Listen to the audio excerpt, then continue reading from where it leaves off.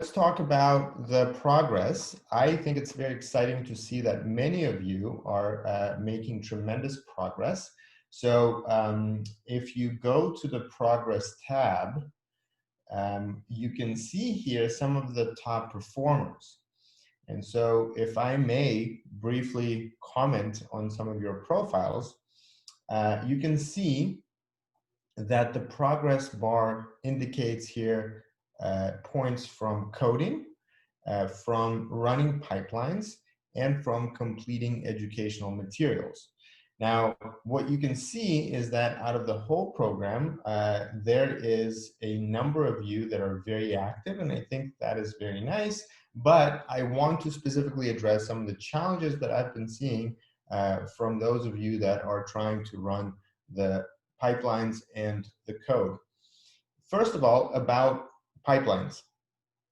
Pipelines are best used as they are described in the online tutorials. Once you practice those a few times on the one specific data set explained in the tutorials, to really understand how this could be applied more broadly, you can leverage the projects. And the projects are designed to illustrate how some of these methods could be applied and provide you with meaningful insights from a biological standpoint. So for example, if you're thinking about differential gene expression or factor regression analysis, try to work on the PDX project and then try the project with immune response in the macrophages. Okay, it's a good way to understand how that could be applied to study time course data. If you're interested in data mining and machine learning, you get the practice from the cell line data set, but then to expand your understanding of the data set and the challenge of precision medicine, we have that full project that allows you to try that in a deeper way. About coding, the coding exercises are designed to introduce you to some of the very basic ideas and practical code blocks that you can use in what we're doing today and what you might be doing in a number of different projects. But to really continue and understand how they're used and what type of information they can provide you with, we also recommend trying to start applying those to a data set of your own. So as we speak today about some of the data sets that you can find on public repositories, remember that it's not an optional piece of the program. I think it's really the most important and significant portion of the program is to start applying what you have been trying to do to those challenges. As we go through today's session, please feel free to add any additional comments that you might have or questions that are not being addressed. And I will go through some of the posts that were on the forum just to make sure that we address those questions. Okay, so there are a few profiles that really stood out and were highlighted by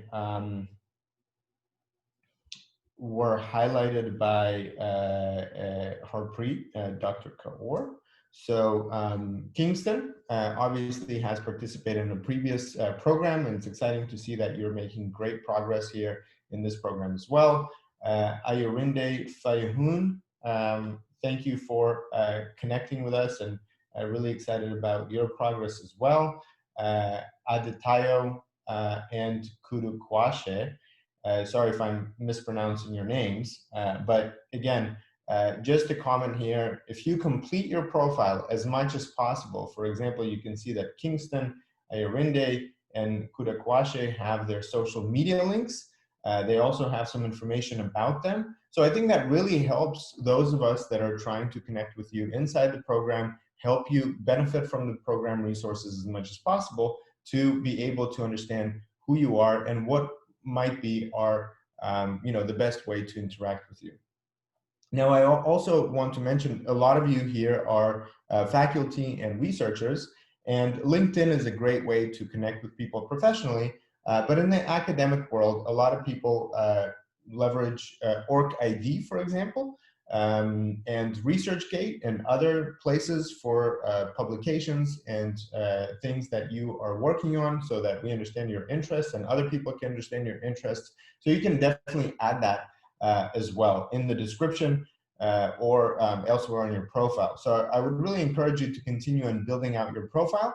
as you start working on dependent projects, you would want to connect with others potentially and work together with other people. So it's an easy way for others to understand who you are and what you're bringing to the table. So again, excited to see that as well.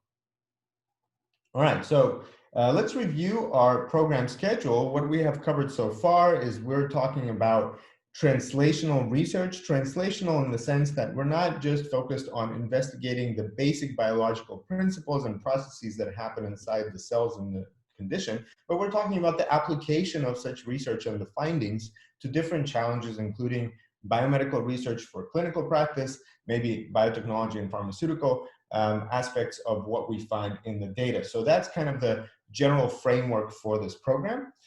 We are focused on one of the high throughput technologies, next generation sequencing. It's only one of these technologies that are commonly used in research as well as in R&D and other types of clinical and biomedical practices. Specifically within the domain of next generation sequencing, we're talking about the application of RNA-seq, so study of RNA expression. And an example, again, from RNA-seq is gene expression, which is just one of the things that you can get out of that data. Now, the kind of situation we're coming to in this week and discussing this week is the ability to work with these big data sets to understand what they mean conceptually, kind of at a high level, and then to be able to go deeper into them and understand the specific features or genes and the conditions that are comprised of multiple samples so that we can start mine that data for insights, patterns, and biologically significant signal. So that's what we'll talk about today. And hopefully this session will also prepare you for what we will do in our next session, which is a general review, discussion of how to prepare a project, and really talk about all the things that we have learned to address any challenges and questions that you might have had. So today we're really talking about bioinformatics data sources, raw data, and public databases, but we'll also do a fairly thorough review of what has been covered in Transcriptomics 2 and 3, and talk about biological interpretation, as well as how to find some of the data sets on different repositories like NCBI. Okay, so let's talk about this review. First of all, what we have been talking about in the past few sessions is that once you have the data from your processing pipeline, there's a way to statistically summarize the information in this data by doing what's called exploratory data analysis. And exploratory data analysis helps us address some of the major challenges because the downstream analysis, the next steps that we'll talk about, they really have specific assumptions about the data that is being used. For example, many of the types of statistical analyses that are being applied to this data assume normal distribution of data. The data that comes out directly from sequencing and processed with a standard RNA-seq pipeline is not normally distributed.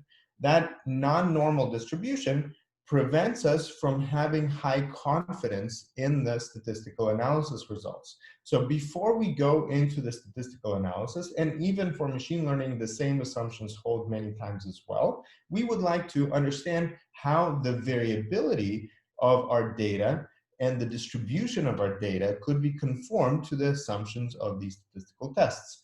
Now, in the modern approach to bioinformatics, for example, when you deal with zero-inflated data like single-cell RNA-seq and others, there has been a challenge to this assumption that this is a necessary step.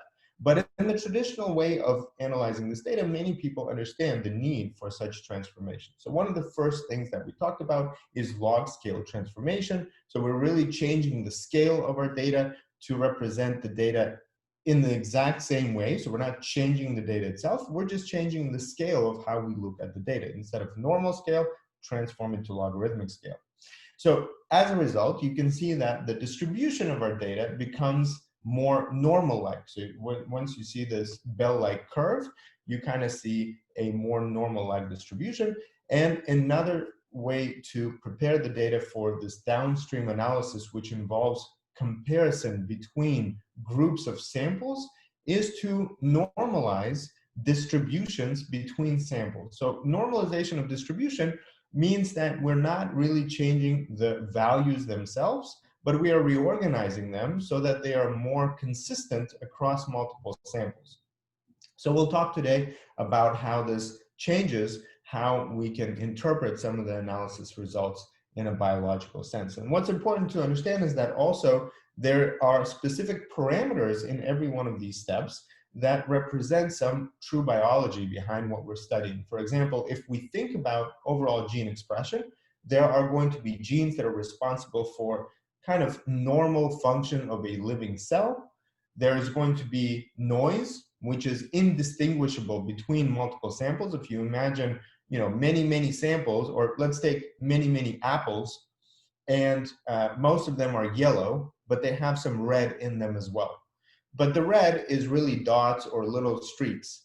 So if you start comparing the red part, there are dots and streaks, you can't really say a lot about the differences between individual apples, right? But if you focus on the yellow, you can say one is more yellow, one is less yellow, etc. So that component of noise, when we talk about transcriptomic data, are genes that have a very low expression. So they're down here. You can see that they're in the lower bins, and that would be considered technical noise because they are affected significantly by technical noise. Then you can see here in the normal gene expression, which is the bulk of the gene expression that we observed, that gene expression should be fairly consistent between different samples because all of them are living samples. However, when we look at the signal, the differences that should be most pronounced, and therefore we have high confidence in their significance for biological interpretation, they are going to be above a certain threshold. Now, there are some rules of thumb, so you can blindly apply them to any data set that you have, but a lot of times you want to first explore the data before jumping into these assumptions. And a lot of that has to do with the scale that you're working with, as well as the amount of data that you have in your actual sample source. So different coverage and different sequencing techniques will provide you with different types of results at this stage. And so it's very useful to explore the data before jumping the gun and applying some rules of thumb. Now, the second part that we talked about is the ability to apply statistical tests to study how differences between groups of samples could provide us with statistically significant or non-random observation differences. What that means is that when we take groups of samples, let's say 3 per condition, so 3 versus 3, how do we normalize the variation within each group? So if one sample has low expression and 2 others have high expression, what do we say about that group? And that's the biggest challenge that t-test really addresses. What t-test seeks to do is to take differences between means of groups and apply the consideration of variation within each group so that the difference between conditions is non-random. So that's why we call it a statistical test. It relies on a statistic. For example, the mean is a statistic and provides us with a p-value, or the probability that we are making a mistake if our samples are randomly selected.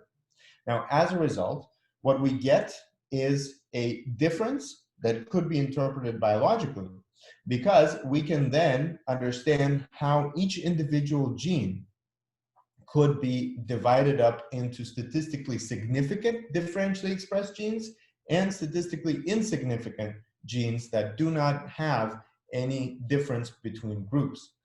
As a result, we can select only the statistically significant genes that are statistically different between groups, study them using fold change, or the amount by which they are different, and then we can go into downstream biological interpretation. So one important part of this is that within the overall pipeline, when you do the full pipeline, that includes the RNA-seq steps, the processing steps, and differential gene expression at the end using DE-seq2 and EDGE-R, you will also have annotation information about gene ontology terms, common gene names, and pathway analysis, and that helps you understand the biological significance. Now, those steps could also be separated. So you might want to produce a table of expression and then work with your table of expression, potentially doing differential gene expression, potentially doing factor regression analysis, or potentially exploring the data using something like principal component analysis. Coming to principal component analysis, what it really allows us to do is understand variance between our samples based on all of the data that we have. That includes noise, that includes technical variation, but it will help us understand the more significant differences between groups of samples. So what is principal component analysis? It really is a way to reduce dimensionality. Reduction in dimensionality means that we are taking 7,000 genes or 10,000 genes, considering each gene as a dimension, and then transforming the dimension space of 7,000 or 10,000 to a dimension space of 2 or 3. So for example, when we talk about the cell line data or the PDX data, we have many samples across many thousands of genes, and we want to understand what are the global differences between them. Mathematically speaking, there are actually two different approaches to principal component analysis. One is by using vectors or components, and so this is the example that we're using here. And then we can project those vectors in this multidimensional space and represent the data as two axes, the principal component 1 and 2, where each sample has two coordinates, x and y. Those coordinates could be displayed as a scatter plot, and the scatter plot could help us get insight into differences between groups of samples.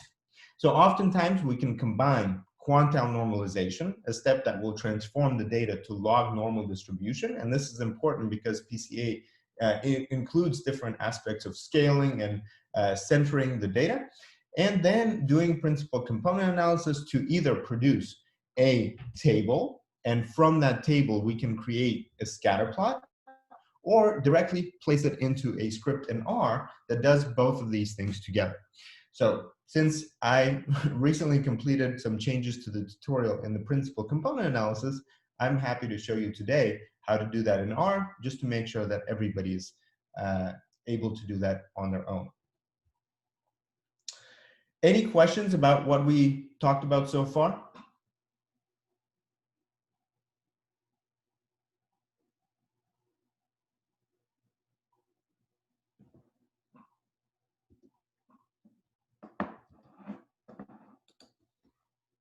Are there any questions about what we just talked about so far? How many of you have been able to really understand differential gene expression inputs and outputs from the platform?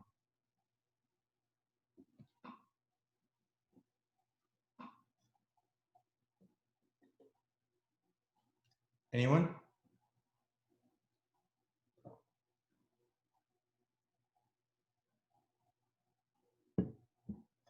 Is anyone there?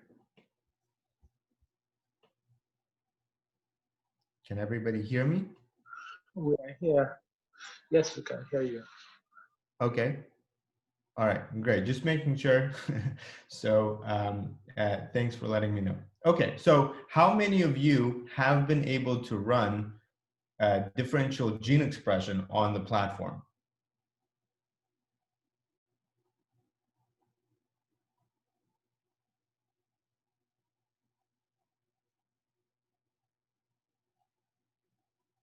Has anyone been able to run differential gene expression on the platform?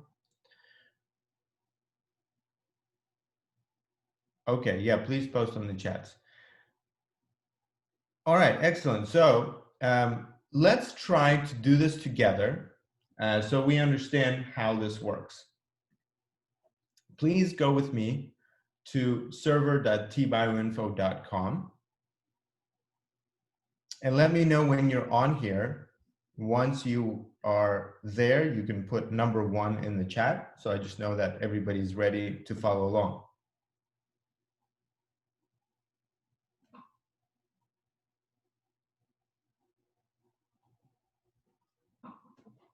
Okay, thank you, Ayurinde.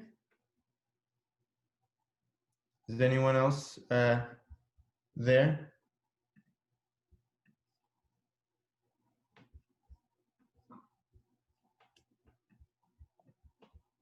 Okay, is just Ayurinde there, or is anyone else ready for?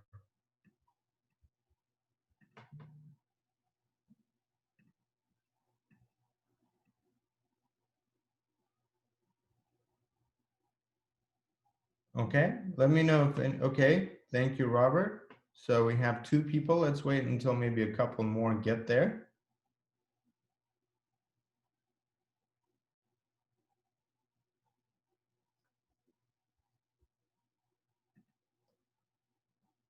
Okay, please let me know once you get there. Just don't want to rush ahead so that everyone can follow along so that we know that everyone can do it. Okay, great. Thank you, Philip. And Kudakwashe, thank you. All right, so let's go and open up. We'll just produce the table of expression here. Please follow along with me and go to Demo RNA-seq to the PDX project. So just click right here after you open the dropdown. Now we'll do our basic pipeline, but we'll actually, I'm not sure which ones you've done so far, but we'll go to HiSat2. And then once we go to HiSat2, we'll go to HT-seq, and we will get the output table of expression from HT-seq. So if you open right here, pipeline output files, and we will take the no pre-processing gene expression read count. Okay, so make sure that you download this one, PDX HiSat2, no pre-processing read count. Okay, there's let me know once you've gotten that output, and let's take a look at this data real quick. We can open this. Okay, I can start again. So again, go to areas of analysis, click on the down arrow. Once you click on the down arrow, you go to the PDX project, click on start, then HiSat2, HT-seq, and then end. And you have these pipeline output files, get the expression read count.txt. So once you get this file, let's open it up in Excel. And let's take a look at the data that we have.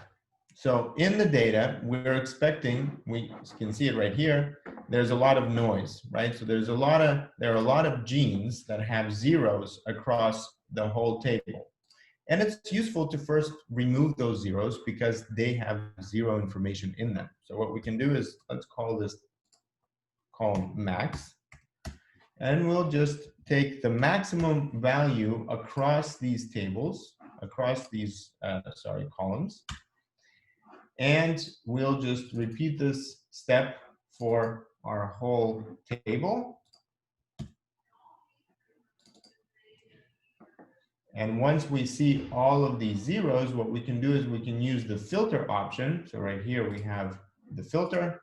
Again, you don't have to necessarily complete all of these steps right now, but you just want to select, for example, reduce it and eliminate all of the ones that have zero. Now, if you look at overall distribution of your data, you will see that you have some genes expressed at thousands, tens of thousands, or even hundreds of thousands. And so what is 1, 2, 3, 4, 5, 6 out of hundreds of thousands? It's really minimal signal that could be easily confused for technical variation. So many times, this is just one of the first steps, and then we will kind of do some more filtering as we go up with our downstream pipeline. Okay, so just to illustrate that, you can look at this gene, which is non-zero across the whole group of samples. But it is definitely not an informative gene. If I try to apply any kind of statistical analysis to this gene, there's zero information in terms of how much variance it reproduces between the groups. So those types of genes are also not informative. And just simple filtering is not going to help me here. So I've done the filtering. Let's just save this as a new table. So I'm just going to select all of this. By the way, you can see here I had over 100,000 genes. Let's see how many I have with non-zero maximum. It is only 1,757. Now remember here at the bottom for HTSeq, I have the statistics, so I also need to remove this. So I can delete all of the bottom rows. And I need to remember that I have mouse genes as well as human genes here, right? So I have ENSG and ENS-MUS.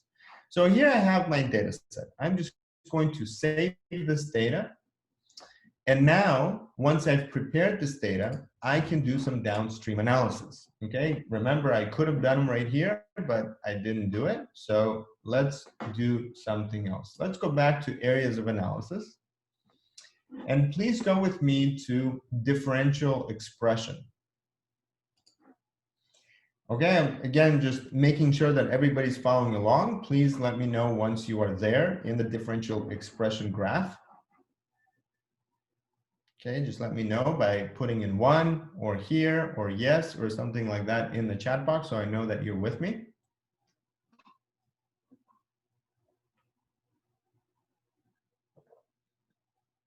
And as I go through this, also you can post any questions you might have in the chat box.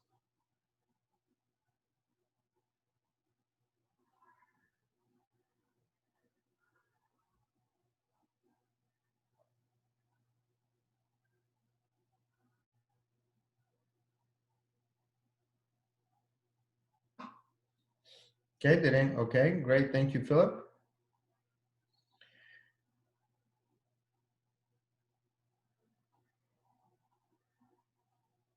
Okay, thank you everyone. For those of you that want to repeat the steps in the Excel, I recommend looking at the video again. Just takes a little bit of time and we don't have that much time. So we want to make sure that we are making steady progress here. So let's upload the file that we created right here. You can also upload the direct file from what you have in the output. But as you can see right here, it is recommended that the expression is in read counts. And the longer your data set is, the more statistical tests you have to do, so it will just take a lot longer. So let's take this data set. Just to make sure that I am taking the data set that I just prepared, I need to just look through my rows and see that I don't have any rows with just zeros. I will choose it and wait until it uploads completely. Once it uploads completely, I will go to group selection. Now, this is an important step because when I do differential gene expression, I'm looking at differences between groups of samples. Here in this data set, it is clearly identified by looking at the TN in the beginning versus ER. Does anyone know what this stands for? What does TN and ER stand for?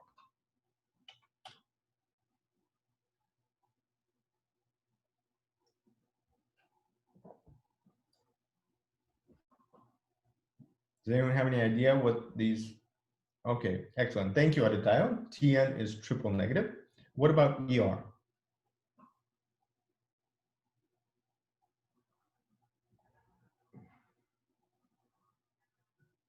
Excellent. Thank you very much. So TN, triple negative, ER, estrogen receptor positive. What TN means is that one of the three typical markers, protein markers that are looked for to diagnose cancer are not present, and ER means that they're estrogen receptor positive. So we would like to compare those two groups to understand what are the differentially expressed genes. So let's take a look. We can drag all of the TN samples into group B.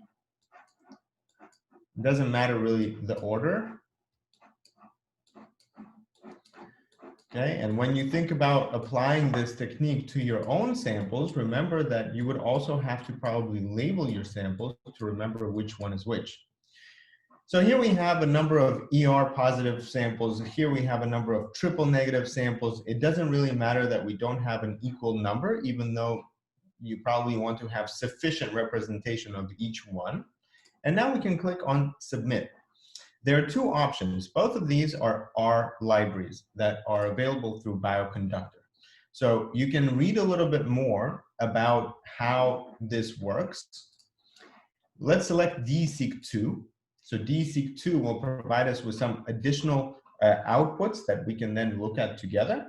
And here you have some parameters. So for example, here you have dataset filtering prior to normalization. Significant threshold for p-value for differentially expressed genes, threshold for log2 fold change parameter that is used for visualizing volcano plot. Database, okay, so again, we have here human or mouse. We have both present, so you might want to do it separately for your mouse genes and human genes. And then significance threshold for visualizing enriched KEGG pathways and geoterms. So here, I just know that I don't have that many genes. I have only less than 2,000, so I'm going to just put 0.9. I don't expect a lot of differences between these two. I have done some filtering, but just in case, I'm going to put here maybe something like 3. And significant threshold p-value for differentially expressed genes, I'll do 0.05. Okay, so these are some settings. You can play around with these settings on your own as well. Let's click on end, and I'm just going to put here DSeq2. Again, some previous pipelines that I have done. Save. And run pipeline. Again, because we don't have that much time, I want to go through this fairly quickly to really show what we're expecting to get out of this. So once you've started the pipeline, you don't really have to wait. Go back to my pipelines and you will see here some of the results are going to take a little bit of time, okay? So when we do this, we are going to expect some time for it to run because this is also going to be in queue. Okay, so once we've started this, let's go on and we'll come back to the results in a few minutes once the pipeline is done. The second thing that we talked about here is principal component analysis. So principal component analysis could work with the same table that we just created. So as we're waiting for our differential gene expression, let's go ahead and run principal component analysis. So here we have unsupervised analysis. So let's go to unsupervised analysis. Okay, in the unsupervised analysis, we'll do the same thing. We'll just upload the data set that we created.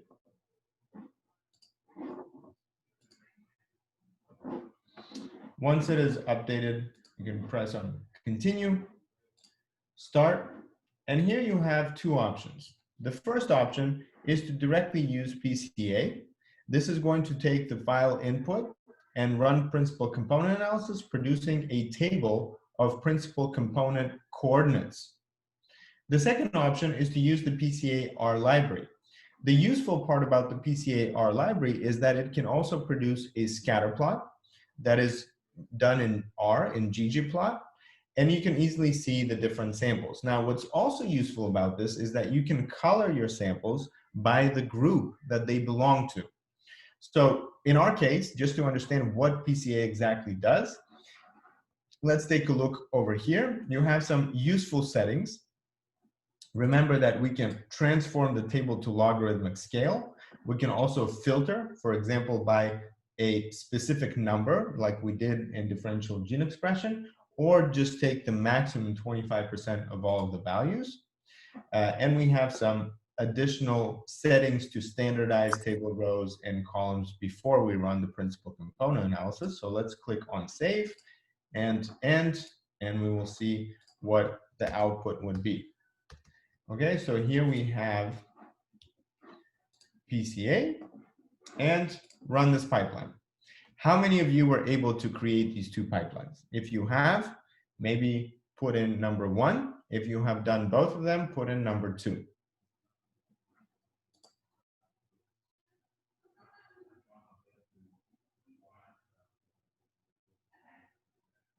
All right, excellent. Thank you, Adetayo. Anybody else?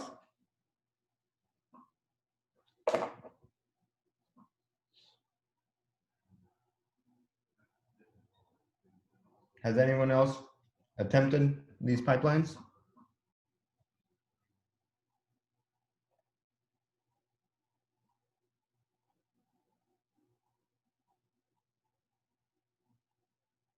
All right, thank you, Philip. Anyone else?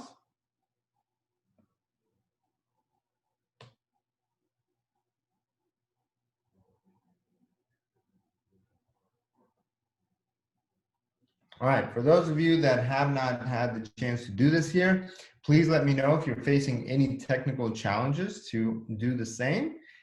We can address them now quickly, or if you're facing those challenges, you can also put them in the forum and we can discuss those in the future.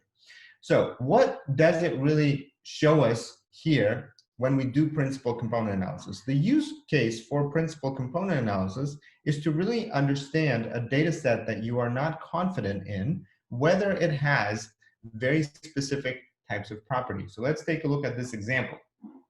Here in this example, I'll just make this a little bit bigger.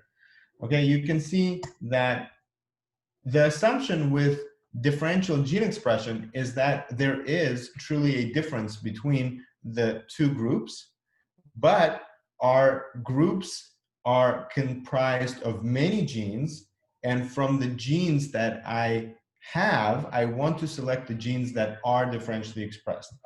When I'm talking about principal component analysis, I'm primarily looking to understand what types of outliers.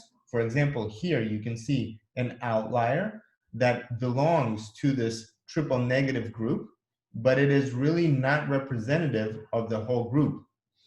And at the same time, I do know that the separation between the two groups exists. Okay, so these are two different use cases for these two types of analyses. So let's go back and take a look at our pipelines.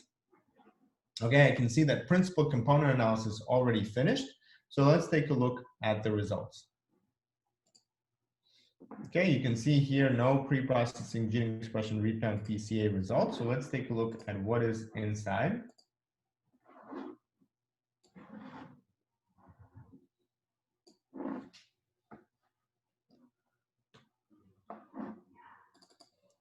Okay, so here you can see that the table looks a little bit different, but I have my samples here under this column. And so the row names are now samples. And here I have coordinates. So if I have two coordinates, I can take one coordinate and, for example, make a bar plot. Okay, the bar plot shows me how the samples in the ER positive, so here I have all of my ER positive, and the triple negative are separated by the x-axis. Now this x-axis represents 23% variance within the whole data set.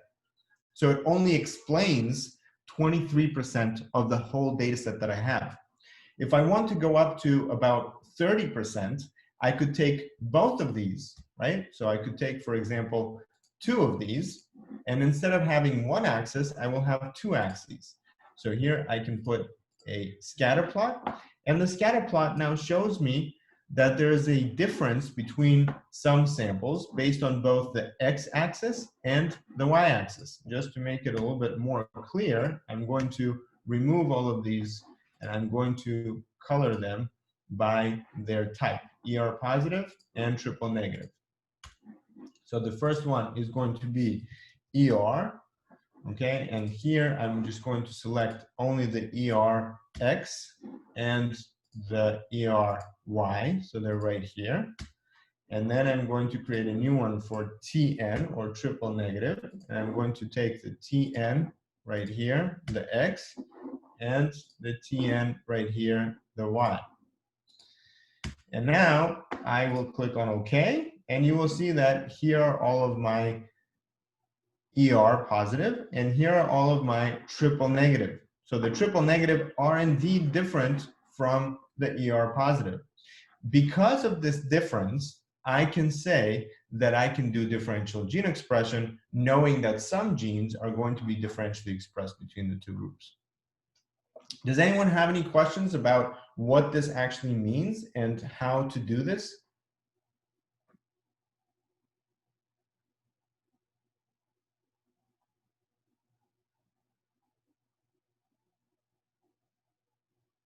Does anyone have any questions about this?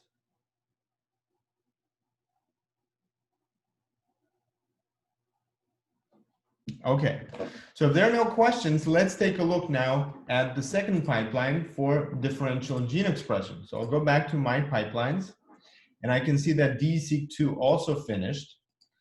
I can click inside, download pipeline output files, and see a number of outputs here from differential gene expression.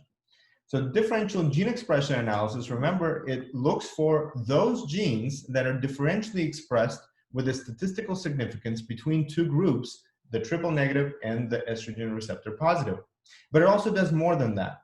For example, it can show us how the genes that I have are enriching different types of gene sets. And those gene sets could be GO terms or gene ontology terms, as well as pathways. So let's take a look, and then I'll come back to Aditayo's question about R and Excel. So here you have the actual outputs, okay? So the actual outputs are going to be right here, the results. So let's take the results, txt, and we'll see what's inside.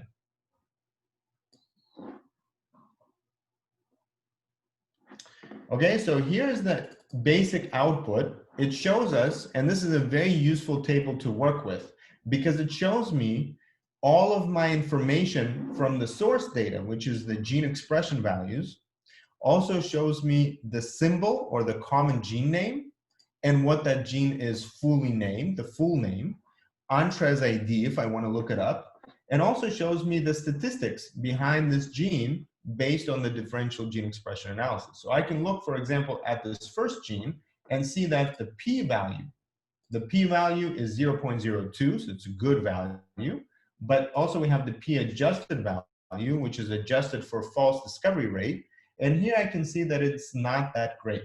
So I can take the p-adjusted value and use this column to filter or to sort it. Let's sort it just from the least to the most and find a cutoff. And let's say I'll take the 0.05 as my cutoff. Okay, so I'll just go and find here 0.05, okay, which means I'm allowing it to have 5% error rate. And I'm just going to take all of these genes and copy them over so I can play around with what I have. Now, the statistical significance just tells me that there is truly a non-random difference within each group. What it doesn't tell me is which group is up, which group is down. So that is shown in the fold change. For example, here I have the log2 fold change. So this is logarithmic scale. Fold change means it's the difference, one group divided by the other group.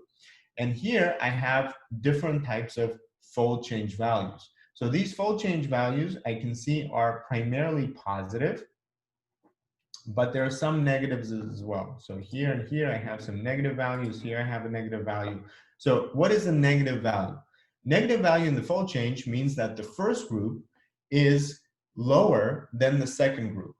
Okay, why would it be negative, right? I mean, if I'm saying that fold change, if I say something, fold 2 or fold 10 means multiply. So why do you think I'm getting negative numbers? How can I get a negative number by multiplication? Any wild guesses?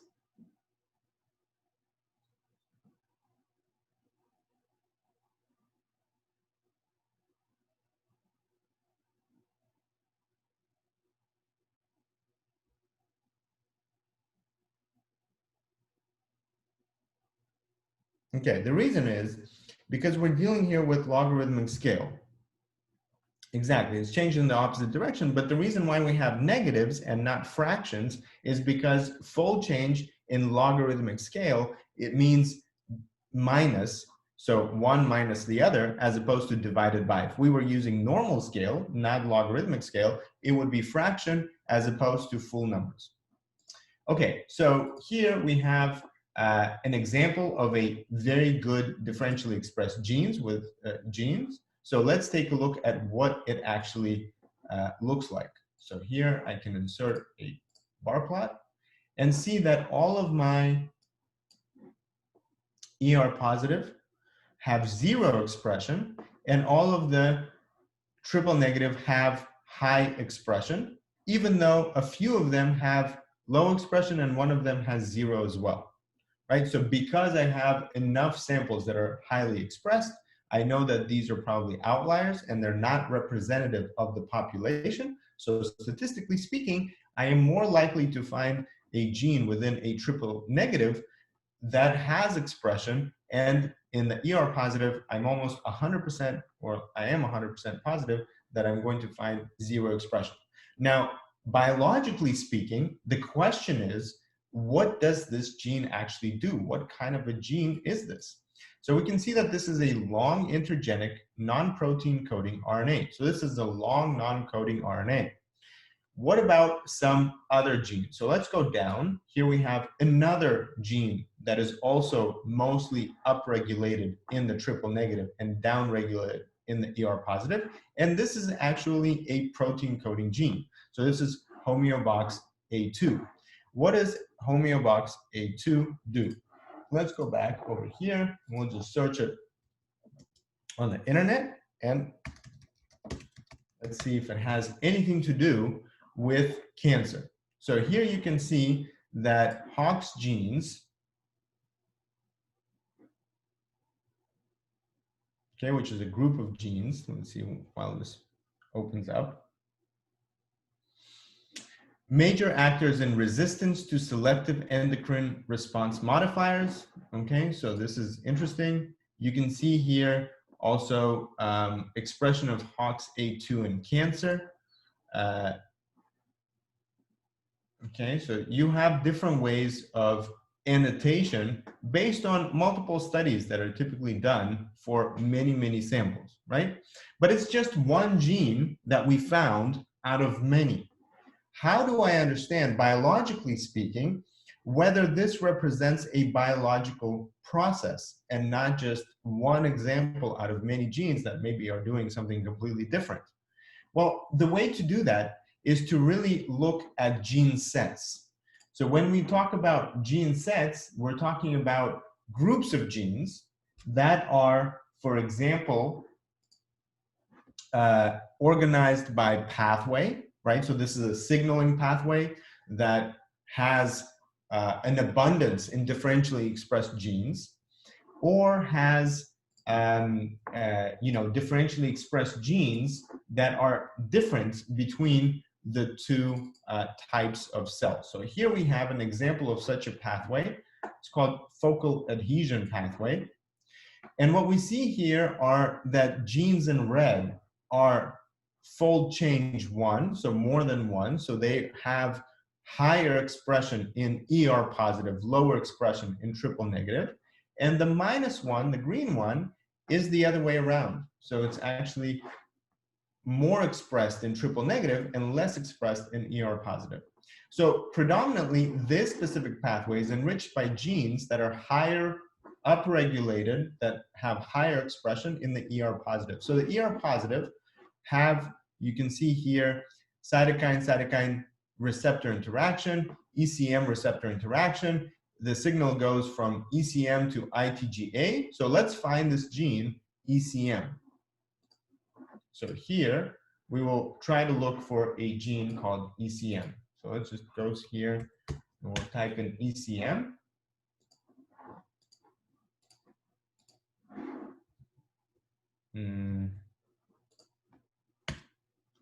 Okay. Let's see if we can find ECM in here. Okay, let's see if there's a different name for ECM.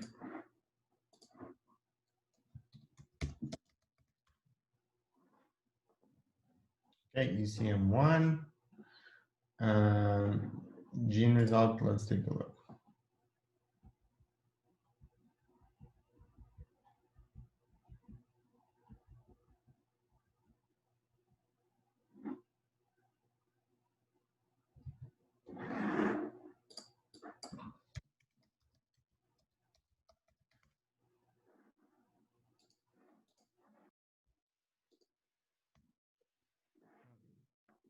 ALFN, do we have any more? Okay. Well, I'm not sure that that is the specific gene that we're talking about, but let's just take a look at whether this gene, which is the extracellular matrix, the only one that I see for extracellular matrix, let's see what it looks like. Okay, indeed, we can see that it is primarily upregulated in triple negative. Okay, so it's unavailable.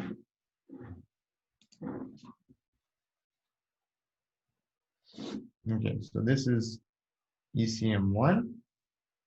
There might be some other ECM. Let's see if we can find that.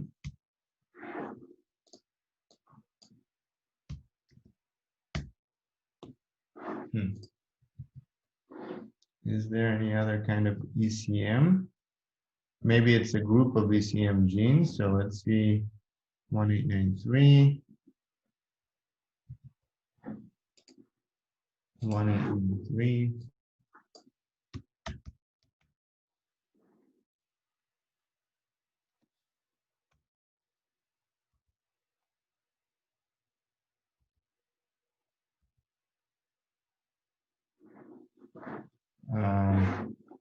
In here, does not exist. Okay, well, I'm sure that it is somewhere in here because it did get mapped, but probably it's not ECM1, it's something else. Let me try to see if we can just sort this.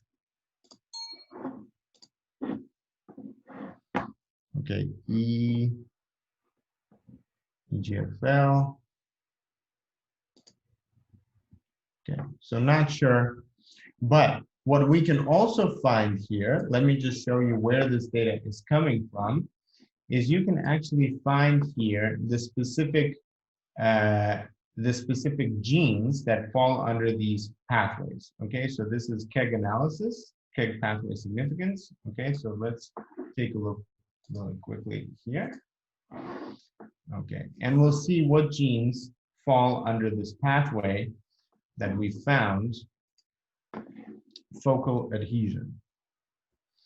Okay, so focal adhesion, pathway AD. Okay, so this was pathway 04510. So let's find this 04510, 04510. Okay, right here, focal adhesion. So all of these genes, 04510, are right here. So I have 1, 2, 3 genes right here. Let's make sure that this is organized by number. Okay, 04510, right here. So these are all the focal adhesion genes. Let's see what they are. Okay, so they are EGFR, EGF1R, ITGA, COL5A3. Okay, so they're ITGA,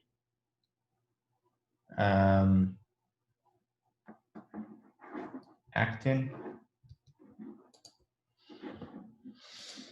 Okay, well, IGF1R, IGF, yeah, so that's probably this one. So in other words, you see that enrichment, okay, and there's insulin-like, so they do belong to different pathways also, even though they're represented here on this particular pathway. You can see that this actually includes probably several different pathways. So you might find different types of results as you do biological interpretation.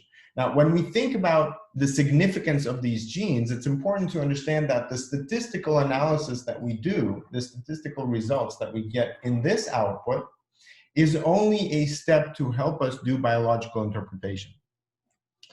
Okay, so as we discover these different results, I encourage you to take a look through. They have different types of outputs that are all going to be useful for your biological interpretation. That's number one. And number two, they're also going to be helpful for you to communicate your results with your biology colleagues. So if you want to explain to someone what is the difference between these two conditions, you might want to show them the volcano plot, tell them about differentially expressed genes. So here, for example, we can see that more are upregulated in ER positive and less are regulated in triple negative, and describe some of these genes and which ones are the important ones by mapping them onto gene ontology terms and pathways.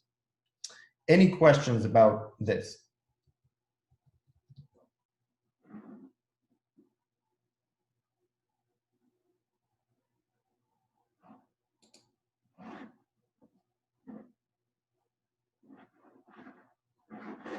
Okay.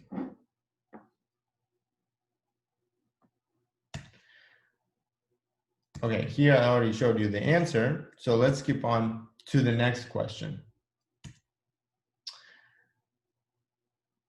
Okay, so in general, researchers don't use t-test and RNA-seq.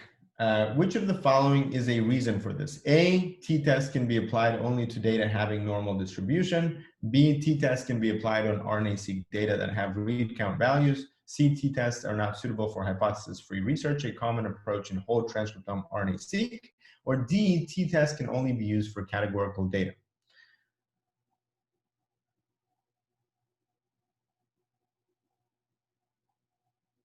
So what do you think?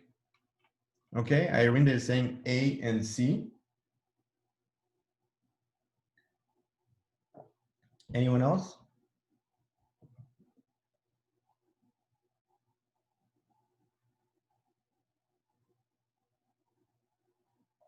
Kingston is saying A. Okay, the correct answer is A. The main reason is because we are assuming normal distribution in a t-test. And for D-seq and HR, there's actually an additional step of normalization. And that's why the original read count is used, is to make sure that that normalization step is included in the full analysis. C is also correct in a sense, because we might want to start our analysis before hypothesis testing, but testing a hypothesis is a major component of doing analysis, and downstream analysis can only be done through hypothesis testing. So that is something that is included, even though it might not be the first step. Okay, so now let's take a look at factor regression analysis, because factor regression analysis is a way to analyze our data when we have more factors than just one. So here we had just two groups, but we know that in our data, because of the experimental design, we are expecting to have variation not linked to that type of difference. Okay, so what is the other factor that we have in our data? The other factor that we have in our data is the mouse type. Okay, so let me briefly explain what is going on.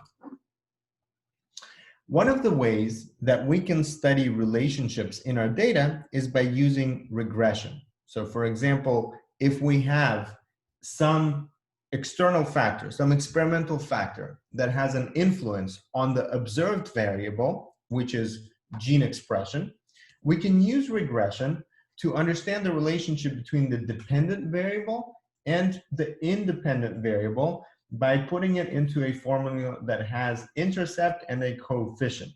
Okay, plainly speaking, regression allows us to determine whether there's some dependency between an influence, which is an external factor, and the observed variable.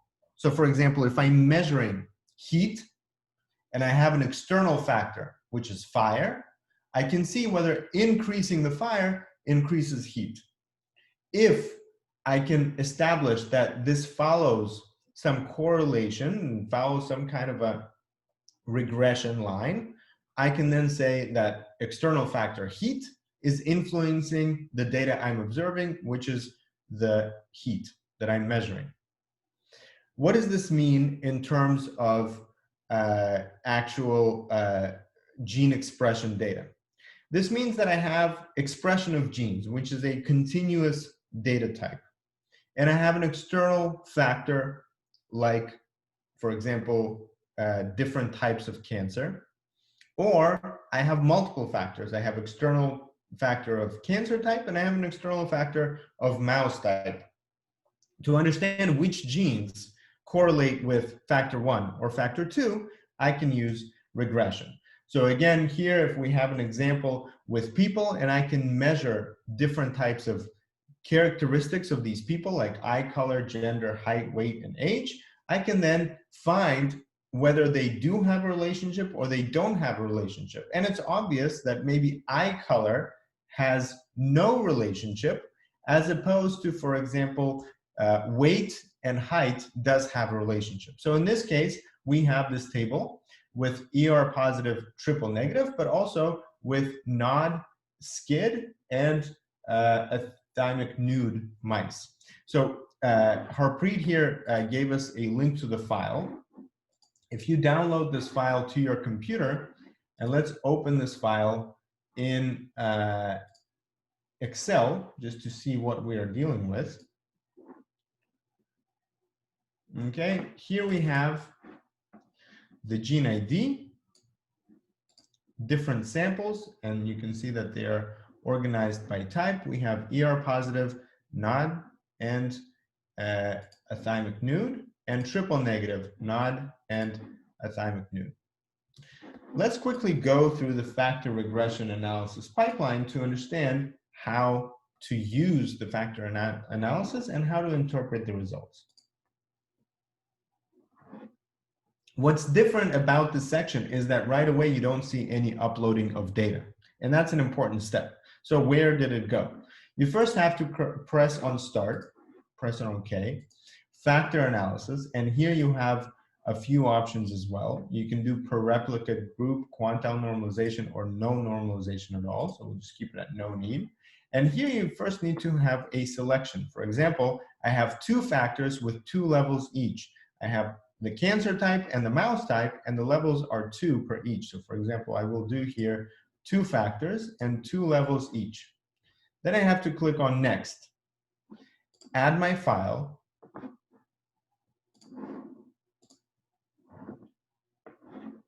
let's check the file, and now I have to drag and drop the appropriate samples into the different groups. So how would I do this? ER means they're all factor A, all the ERs, but the 2 are NOD, so ER NOD, and the 2 are ER athymic, ER athymic. Then I have the same for triple negative NOD and triple negative athymic. So now that I have organized my data, I can press on continue and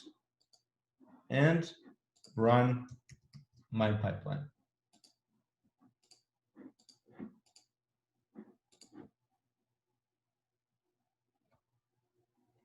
Okay, so this is how to set it up. We'll talk here in a little bit about what the results are. And due to the lack of time, we'll quickly talk about how to find your own data and start thinking about these different types of methods of analysis that are covered in Transcriptomics 2.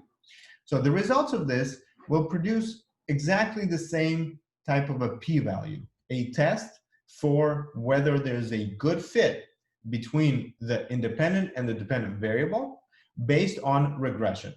And so this value will allow you to sort the whole table to identify genes that are related to the differences between tumor type and are related to the differences between mouse type. Now, obviously for biological interpretation, you're less interested in those genes that are dependent on the type of a mouse, because they are just different types of immunocompromised animal models, but they really represent just the host. So they would affect, or the assumption is, they should affect only the mouse genes. But if you're looking at the differences between tumor or the cancer type, you really want to eliminate that factor influence. And so you can select for genes that have 0 influence by factor B and only influenced by factor A. And within those genes, start analyzing the biology, because that biology is more representative of what you want to study. So let's talk briefly about what else you will be introduced to in Transcriptomics 3, and then I'll show you how to find data on NCBI. In Transcriptomics 3, we talk about machine learning. Now, many of the things that we've done up until now fall under the category of tools that machine learning will use. So machine learning relies on the same statistical analysis, but the objective is to inform the computer. So if we think a little bit about what is this information? Information is the ability to conclude some type of insights from data. So when you look at people or you look at cancer samples, your ability to learn about them is to do all of this analysis, extract some knowledge, and then to be able to formulate what you have extracted. So it's generating new information from data analysis. Now, generally speaking, there are two types of machine learning: supervised and unsupervised. The unsupervised is looking to explore what types of patterns are in our data. So principal component analysis could be a tool to explore the data. And if you run multiple times the principal component analysis to understand differences and features that are responsible for those differences, you're essentially doing data mining. There are other tools besides principal component analysis. For example, you can look at clustering. So briefly speaking, these types of tools are immensely useful in biomedical data analysis, as well as the pharmaceutical and biotechnology industries. For example, you can use it for patient stratification, disease classification, diagnostics, identification of potential responders, and to study mechanisms of disease and drug response. You can also apply it in the industry. And in the industry, that really means converting that signal to an actionable insight.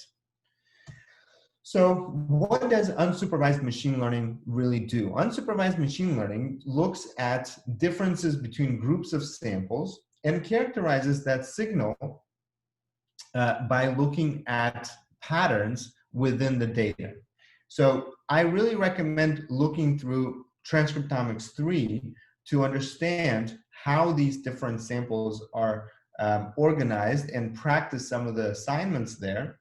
For example, here you can see one of the analysis types, one of the clustering types called hierarchical clustering, which is a way to study data structure within your samples characterized by gene expression and organize them by similarity. So here we see a dendrogram. This dendrogram shows similarity between different samples. Okay, so here you can see different colors represent different subtypes, clinical subtypes. If we look at our different types of breast cancer cell line data, we can take the cell line data and run unsupervised analysis just by simply uploading the table of expression and selecting one of the clustering genes. Okay, so here you can see Harpreet posted in the chat box. There's a sample of gene expression that you can try running with different types of clustering techniques.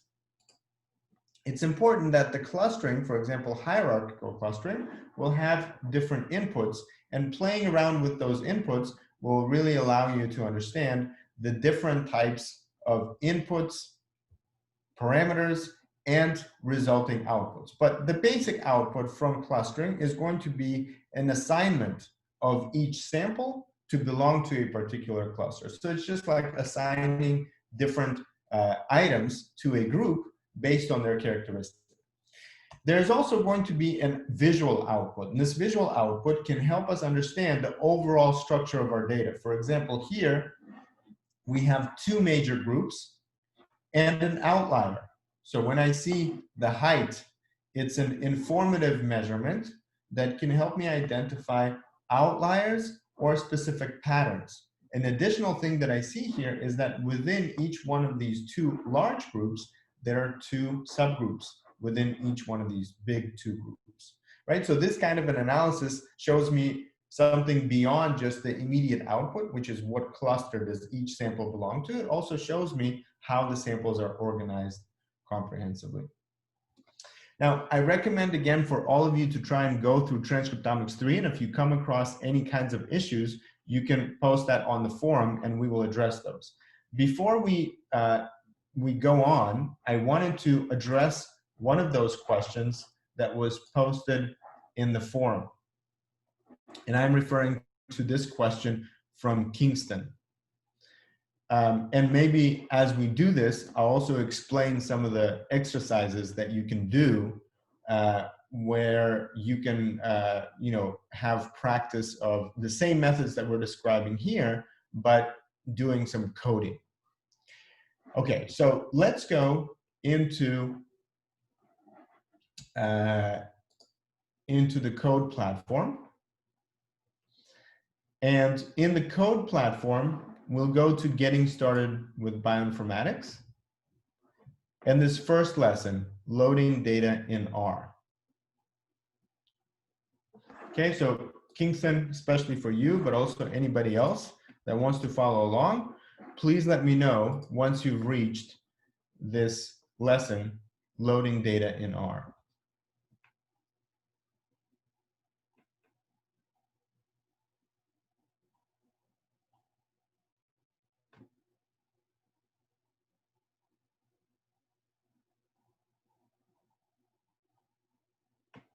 Okay, has anyone reached this page?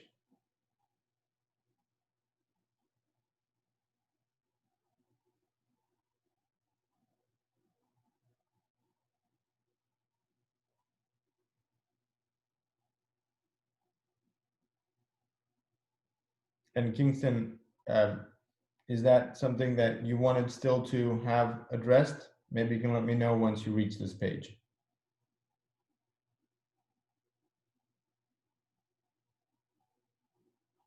Okay. So Robert is there, Kingston. All right, excellent. So let's go inside this lesson and let's see what it talks about. One of the major challenges to getting started is actually loading in the data, right? And so we want to address this challenge and show how easy it is to load data. So let's click on Next. And here you just have an explanation of how to load the data that could be in different formats. For example, TXT files, or you have Excel files, or you have CSV files, right? They're different files. Now, in all of them, you can see that there's a function called read. So read table, read XLS, read CSV. So this is a simple function. And then here you can see the path to your data set. The path in the data set on your computer is different from the path of the data set online. So this is an online environment, a cloud environment. So you, instead of the path, you have to be able to provide it with a path that is provided here. So if you just right click on this link and you replace the path with this link, you can click on run and you can see that it's successful and the answer is correct. Okay, so let's take a look at your specific question that you posted. When loading data in R, whenever I try to run my code, the message in console says cannot open the connection in call file RT. Okay, so here it looks like you have the correct code.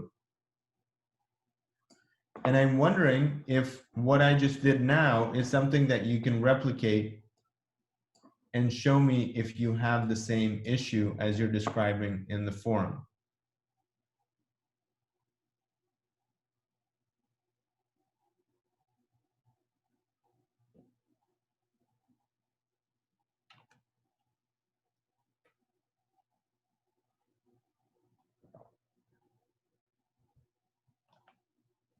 So Kingston, let me know if you're having the same issue.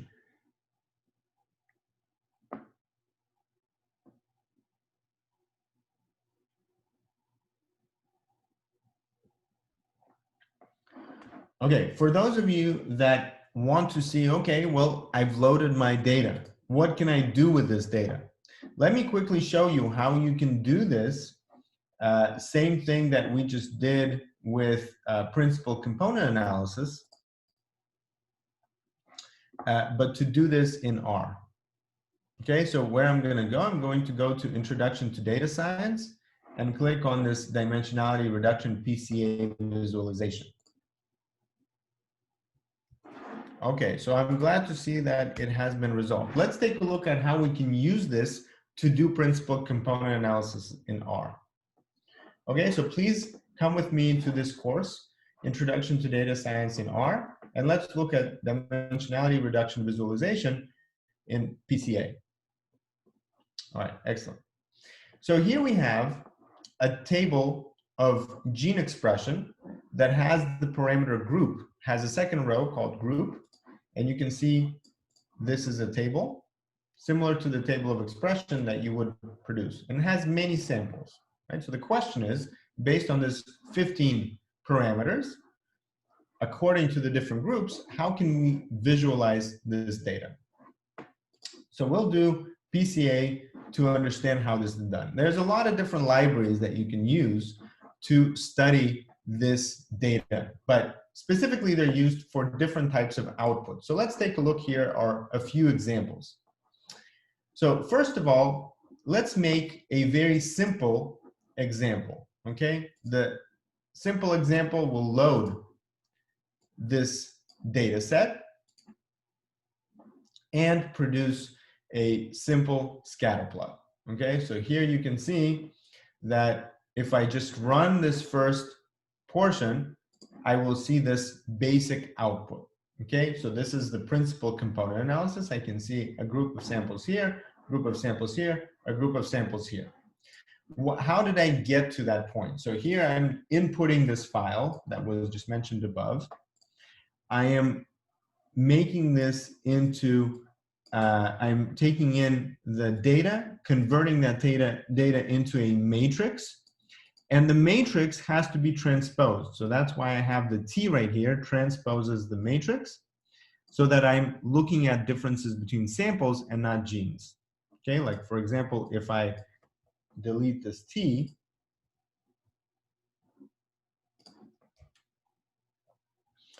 I will get an output, but it's going to be different, right? Because these are the 15 genes instead of all the samples. So this is the PCA of genes, and this is the PCA of samples. So I'll keep the T. Okay, then I can add, so this is actually the kind of very basic saving the table. So let's try running this code by adding this part to the script to what is already in the code block. So here I have what's in the code block. Okay, so I want to produce a table, right? So I can take this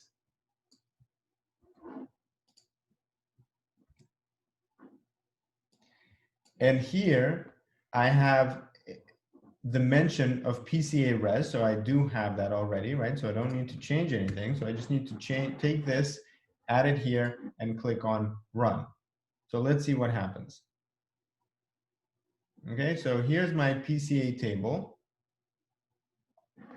Remember, I have these PCs, which are the coordinates that I can use for visualizing the analysis results. Okay, so here I've produced a table that looks like this. I have PC1, PC2, PC3, and basically these are the coordinates that I can now work with to visualize my data. Now, if I actually run this analysis, it produces multiple, right? So I have PC1, PC2. I can do a two-dimensional plot, or I can do a three-dimensional plot. And so here you can see an example of a three-dimensional plot that really shows you that the full information of these 15 genes is multidimensional. And the best projection that I have here is the X projection. So the X projection is the best way to look at this data to understand how the samples are different. Okay, so if I look at the X, I can see that the major differences between these samples, which are luminal, and the rest, basal, cloud and low, and normal-like. If I look at the Y, that also gives me something, right? Or I can combine them to really separate between most of the samples. So now if you scroll to the next section, you can go beyond these basics and try a number of different additional functions that autoplot produces. Okay, so let's quickly do this and then we'll end here. Here, you already have some code that prepares the data and stores the information in different types of names like class and things like that. Okay, so here I need to add some code to be able to plot this, and I'll just take this last piece of code that actually plots the information from expressions, which is already transformed.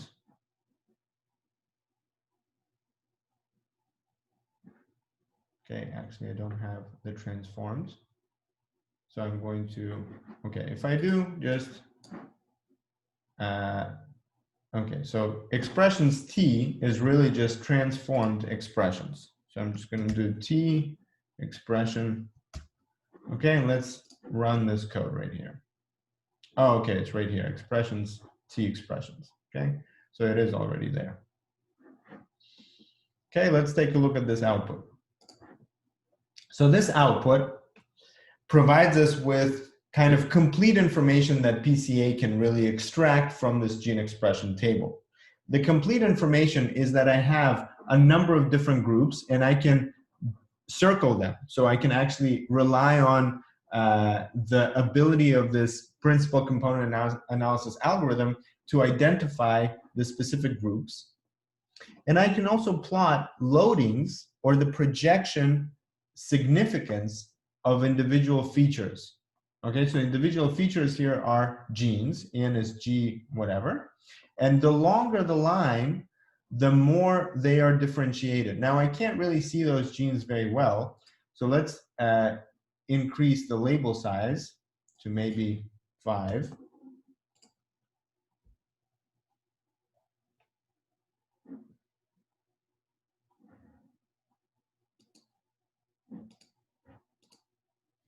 Okay, so here I can see them a little bit more clearly.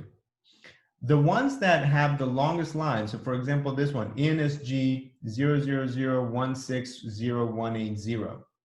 This gene is the most informative as a differentiator between luminal and these two because of its direction. For example, this gene, 166145, is the most informative as a difference between all of these and cloud and low. Okay, so that's really what this chart means.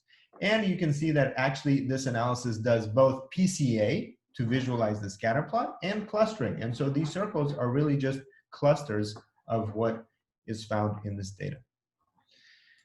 Now, if I want to do this on my computer, all I need to do is I need to copy this script right here, copy code, open it in R, and run it in R if I have the data saved to my computer. Any questions about what we covered today?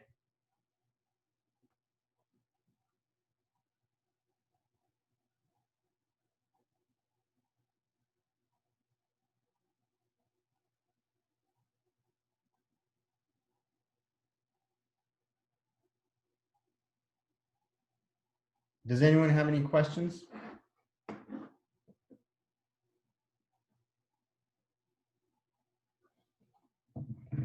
Okay, in the last 2 minutes that we have, let's quickly go to NCBI. Let me know once you're on NCBI. So NCBI link is right here. Let me know once you're there.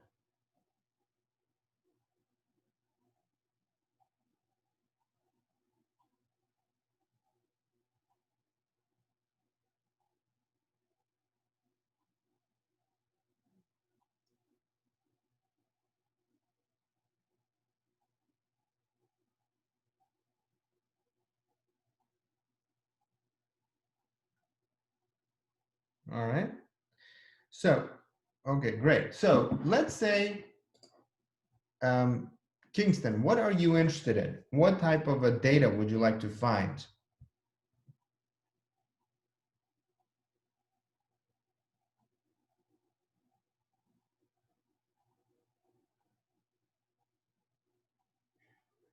I mean, would it be some kind of a cancer data or maybe infectious diseases?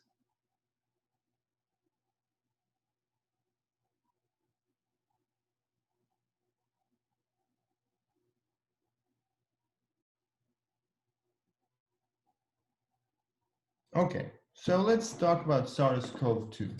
Okay, so we want to do SARS-CoV-2. In fact, you have here a number of repositories specific to SARS-CoV-2, but let's do SARS-CoV-2 and see what kind of data is available. SARS-CoV-2 can come in viral genomes. So for example, I can see nucleotide, which would be sequences, or I can also look for geodatasets, gene expression omnibus datasets. Let's take a look over here. Here I have different projects with gene expression data.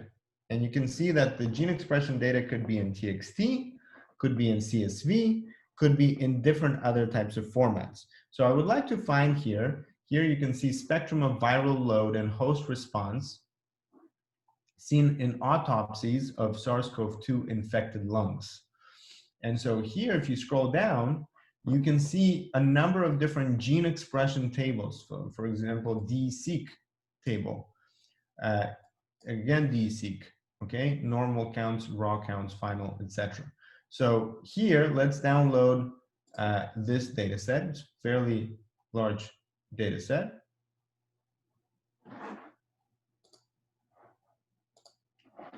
Let's see what it looks like.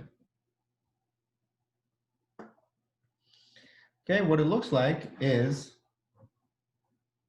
very similar to what we have been working with up until now.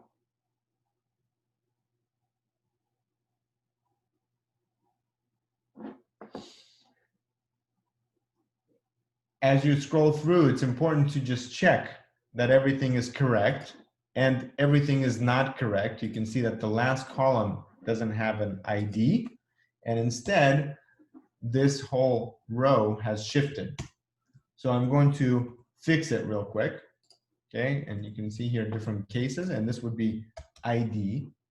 And once I do that, I also have to make sure that none of these are repeated. Okay, so here I have to make sure that none of these gene IDs actually have the exact same gene ID that the algorithm would actually fail if that happens. Okay, so here let's just check that we don't have any repeated gene IDs. And the way we can do that is we can color the repeated ones, the duplicate ones, and then I can just check right here. Maybe I have too many things open. Okay, let me try quitting some of the other stuff I have open.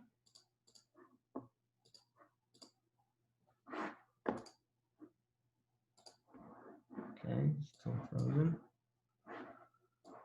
Well, so once you do those checks, this is the table. Make sure that you've got the name ID, make sure that these sound correct, and you can start doing all of this analysis with this data right here. So how can you do that? You can do that either on the platform, and on the platform, you can upload this table and do downstream analysis with this table. If you want to work with the direct samples from SRA table, okay, there you go, it unfroze. With SRA tables, you can also upload that, and we'll post some videos on how to do that from our YouTube channel. And you can do downstream analysis in R and in Python, as just we did right now. For example, running principal component analysis and understanding what are the major differences between these different cases. Again, sorry that this took a little bit longer than expected. Dr. Harpreet Kaur, who typically teaches these sessions, had some issues, and so I had to step in. But I hope that this session was informative and some of your questions were answered.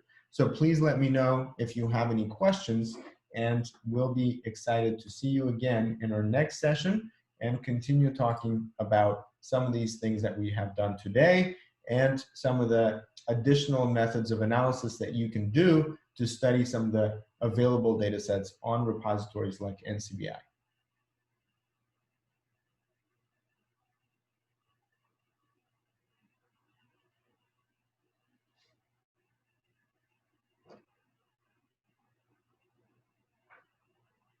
Any other questions that I can answer right now? Harpreet or Mohit or Bipsa, did you have anything to add to this? Hello. Yeah. Hello, Ilya. Thank you. I just want to add one thing, that I have posted links of all the input files, whatever the pipelines we have run in today's sessions, and even the in the previous session. So if you look into this forum, so you will find all the input files so that you can run your pipeline. Excellent. Thank you very much. And thank you again for joining today. Yeah, Ilya, I just have to Yeah, say a few words. go ahead. So in the next session, we will be talking about bioinformatics project, and Deeksha will be sharing a project proposal form with you, and we will be discussing that in further detail. So please look out for emails from marketing@find.bio for our upcoming session, and also for our webinar that is scheduled for tomorrow, that will be about code OmicsLogic playground. So we will be sending you the details for that as well. Thank you. Thank you so much, Dr. Mohit, Ilya, and Dr. Harpreet. Yes, Irinde, I will be emailing you all these links, and also the form will be posted in the forum page so that you can also fill up the form from there. And we'll also share with you a guide on how to approach your project, like Ilya has demonstrated today. And for any of you who are still having problems, please keep posting them on the forum. And thank you for joining today's session.